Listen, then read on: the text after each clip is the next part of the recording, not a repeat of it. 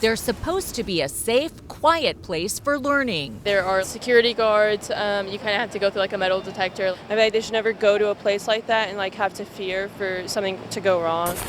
But across the USA, put your hands behind your back. many libraries are finding themselves under siege. Stop. Fights, Stop. You're under arrest. arrests, and deadly violence. This is the library. Somebody is stabbing someone. Please come, hurry. There's a lot of blood. According to police records, here at the San Diego Central Library, there have been over 500 calls to the cops in the past year for reports ranging from drug use and theft to violent crimes, including a fatal shooting. It's supposed to be a good, safe place to come to. Shelly Jamison's son, Trey Walker, was shot to death right outside the library after cops say he confronted a man who tried to steal his friend's backpack. You can see the suspect running away in this surveillance video. He's pleaded not guilty. A mother would think that the library is one of the safest places to be. I mean, it's supposed to be, just like schools are, especially with armed security. It's supposed to be safe.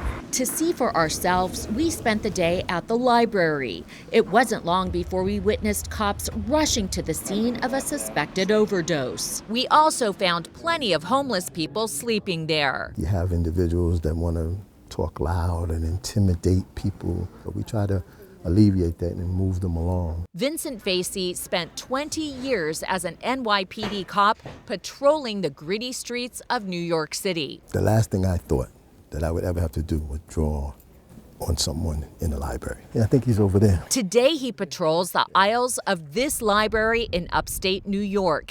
Most people that come to the library are good people that want to enjoy the library, that don't want to be afraid to come into the library and use the services. And that's what we try to do, make them safe. Libraries find themselves at the intersection of housing instability, untreated mental illness, and rampant drug use such as fentanyl use and methamphetamine use.